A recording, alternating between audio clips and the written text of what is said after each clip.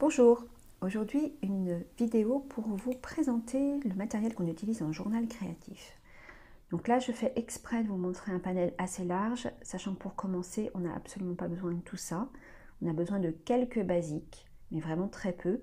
Et puis vous constituerez votre collection au fur et à mesure de vos trouvailles, des opportunités, des produits que vous trouvez ou qu'on vous fait découvrir. Voilà. Alors avant d'entrer dans le vif du sujet, une parenthèse sur l'installation. Très importante. Que vous soyez dehors ou que vous soyez chez vous, prenez toujours soin d'être bien installé et d'avoir votre matériel à disposition pour éviter de vous éparpiller ou de vous lever fréquemment pour chercher quelque chose. Ensuite, pensez à protéger l'endroit sur lequel vous travaillez avec une nappe ou un set de table. Et puis la lumière, c'est optionnel, mais moi personnellement, j'aime bien allumer une bougie quand je rentre dans mon journal et quand je travaille dessus. Voilà. Maintenant, entrons donc dans le vif du sujet et on commence avec les feutres. Alors les feutres, on a besoin de feutres basiques, ceux qu'on trouve voilà, pour la rentrée des classes.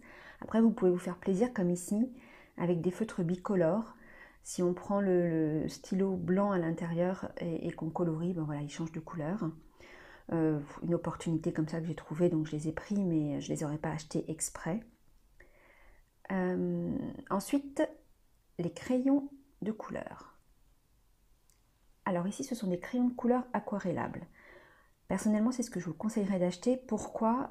Parce qu'ils ont une fonction 2 en 1. Crayon de couleur, et puis si vous mettez de l'eau dessus, ça devient de la peinture. Enfin, très légère la peinture, mais voilà, donc c'est utile, quitte à investir dans des crayons de couleur, d'en avoir de cette sorte-là, sachant que ça s'est beaucoup démocratisé. Donc aujourd'hui, c'est des produits qui sont relativement abordables, on va dire. On continue avec la peinture. Donc là, ce sont des pastilles de peinture à l'eau, tout simplement, achetées au rayon enfant, je crois. Et puis des gouaches. Juste les couleurs primaires, ça suffira. C'est utile pour certains types d'exercices très particuliers, mais voilà, c'est aussi agréable à peindre, c'est très différent. Maintenant, voici les pastels gras. Pastels gras à l'huile, pas à la cire. Personnellement, ce sont mes préférés. Les pastels à la cire, j'ai beaucoup de mal. Les pastels à l'huile, j'aime bien, ils sont un peu onctueux. Donc vous pouvez acheter les deux, à la cire et à l'huile. Mais si vous ne devez en acheter qu'un, moi je vous conseillerais à l'huile. Et là, ce sont les pastels secs. Ça, ce sont mes chouchous, la grande découverte du journal créatif. Une texture très particulière et pour moi, cela, il est important de les avoir dans sa trousse à outils. Donc là, je vous montre juste la différence. Pastel à l'huile, un petit peu voilà, gras, on va dire. Et puis les pastels secs, où là, vous pouvez les utiliser de deux sortes. Soit vous les étalez comme ça, et puis avec la main, vous venez estomper. Soit vous utilisez le tranchant, et puis ça fait quelque chose de plus net. Et puis vous pouvez aussi mettre de l'eau. Enfin, il y a plein de manières de les utiliser, ces pastels secs. Le seul inconvénient de ces petites bêtes, c'est que vous en mettez plein les doigts et ça part pas à l'eau. Donc le seul moyen que j'ai trouvé moi pour les faire partir, ce sont les lingettes pour bébé. Pas très écolo, mais par contre très efficace. Donc voilà, si vous voulez pas en mettre partout et sur votre cahier et sur vos vêtements, ayez le réflexe lingette pour bébé. Ensuite, on va passer à un outil incontournable qui sont les stylos. Là, des stylos, simplement des stylos avec lesquels vous vous sentez bien pour écrire, c'est ça le plus important. Après, qu'ils soient à paillettes, à gel, voilà, si l'opportunité se présente, vous pouvez vous faire plaisir, mais surtout que vous soyez bien pour écrire avec, ça c'est le plus important. Le tube de colle. Alors là, c'est l'incontournable, celui dont on a vraiment besoin, la colle en bâton. Pourquoi? Parce que c'est celle qui se repositionne le plus facilement et c'est celle qui ne fera pas de trou dans les pages de votre cahier. Ensuite, la colle blanche, là c'est de la Cléopâtre, très pratique quand vous avez à coller des papiers de soie par exemple, que la colle en bâton collera pas très bien. Troisième colle, le vernis-colle, censé poser une pellicule de vernis sur vos créations pour les protéger. Personnellement, je ne suis pas très convaincue du produit. Voilà, encore une fois, si l'occasion fait le larron, vous l'achetez, mais ne l'achetez pas exprès. Et quatrième colle que j'utilise très rarement, c'est l'espèce de glu. Ça va être pour coller plutôt des cartons, des choses un petit peu plus lourdes, on va dire. Mais vraiment à utiliser avec précaution parce que vous ne pouvez pas repositionner et ça peut passer à travers les pages de votre cahier.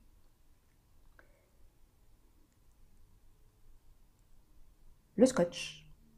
Alors le scotch nécessaire pour vos couvertures et pour coller des éléments de la nature que vous allez trouver dans votre cahier, et le masking tape.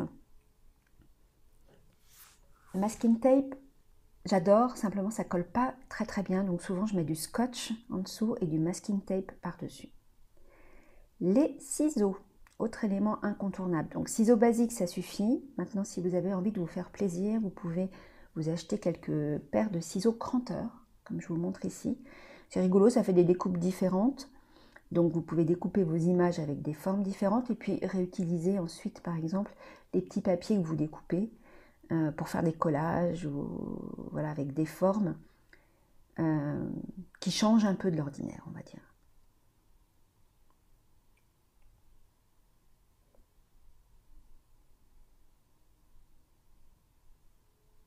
Les pinceaux, important pour la peinture bien sûr, mais aussi pour coller. Pensez juste bien ensuite à les laver ou à les laisser tremper dans l'eau.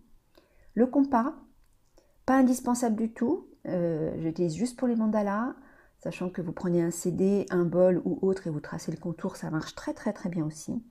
Donc le compas, vraiment très optionnel. Et puis, on arrive au magazine. Donc là, je vous présente quelques magazines assez connus, Happiness, Flow, Respire. Ces magazines-là sont super pour se faire des banques d'images et pour trouver des belles images. Donc on peut avoir envie de temps en temps d'avoir des belles images à travailler, mais c'est pas indispensable là encore. Donc profitez des promos, profitez des choses comme ça pour en acheter ou de les récupérer éventuellement. Autre source de ravitaillement, on va dire, en images, ce sont tous les magazines gratuits. Là, je vous en présente quelques-uns que j'ai trouvés, mais vraiment facilement, en allant à la bibliothèque, en allant au supermarché, en allant un petit peu dans la ville. C'est rigolo à chercher, ça fait aussi travailler notre créativité autrement, parce qu'on n'a pas forcément les belles images qu'on veut, et on doit trouver comment illustrer ce qu'on a à dire d'une autre manière, avec des images qui ne sont pas forcément, entre guillemets, faites pour ça. Voilà, donc très intéressant. Je garde aussi des papiers de soie qui emballaient les cadeaux, enfin n'importe quoi. J'en achète jamais, hein, mais quand ça se présente, je garde. Depuis peu, je garde aussi des morceaux de tissu qu'une amie m'envoie et que j'ai commencé à coller dans mon cahier. Donc là, par exemple, je vais utiliser pour la coller celle-ci plutôt la colle blanche en pinceau, parce que ça va me demander beaucoup de colle. Hein, voilà, par exemple. Ensuite, des paquets cadeaux. Je garde des chutes de paquets cadeaux. Et puis, quand l'occasion se présente, j'achète des petites gommettes, voilà, des choses comme ça. Mais ça encore, c'est optionnel et c'est selon l'opportunité et ce que je trouve et ce qui passe par là. J'allais oublier la laque, l'élément super important quand on fait notamment du pastel sec, pour protéger votre dessin et pour éviter que le pastel ne fasse des traces sur les autres pages. Voilà, il y a du fixateur qui existe, mais la solution la plus économique, c'est la laque. Encore une fois, pas très écolo, mais très efficace. Vous n'avez pas besoin de tout. La base de la base, ça va être des crayons de couleur, des crayons feutres, quelques crayons pour écrire, un tout petit peu de peinture, ciseaux colle bien sûr, et puis pastel si vous pouvez investir, voilà, pastel sec au moins, et puis éventuellement pastel gras, vous avez déjà le bon kit pour commencer. Après, faites-vous confiance, vous l'étofferez au fil du temps.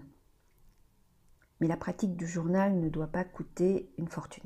Voilà, ça c'est en tout cas pour moi, elle ne doit pas coûter une fortune. Donc un maximum de récupération et puis pas la peine d'aller acheter du matériel vraiment très cher. Un bonus sur le kit de survie du journal créatif, comme l'appelle une amie, c'est avec quoi partir pour faire du journal dans la nature ou quand je suis en déplacement. Ça peut avoir un côté très frustrant au début, parce qu'on se dit qu'on n'aura pas le matériel dont on a besoin, qu'on n'arrivera pas à faire ce qu'on veut dans son journal. Mais vraiment, faites-vous confiance et faites confiance au processus. C'est impressionnant comment dans tous les cas, on arrive à traduire nos ressentis, quel que soit le matériel qu'on a. Voilà, donc c'est aussi une bonne expérience à faire.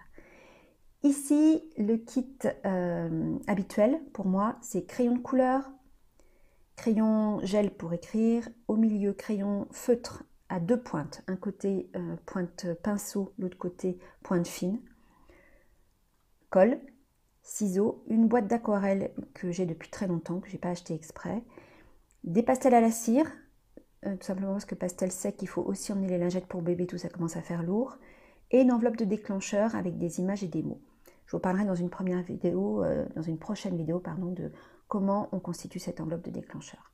Ensuite, tout ça est mis dans des petites trousses et ça tient dans un sac A4 qui est la grandeur de mon cahier qu'on voit ici.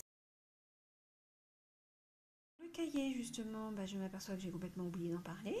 Donc voilà, pour débuter, un cahier format A4, feuille blanche impératif, surtout pas de lignes, et un grammage, je dirais, minimum de 110, pour que quand vous peignez ou que vous coloriez, ça ne passe pas de l'autre côté. Ça ne trouve pas vos pages ou ça ne vienne pas s'imprimer sur la page d'à côté.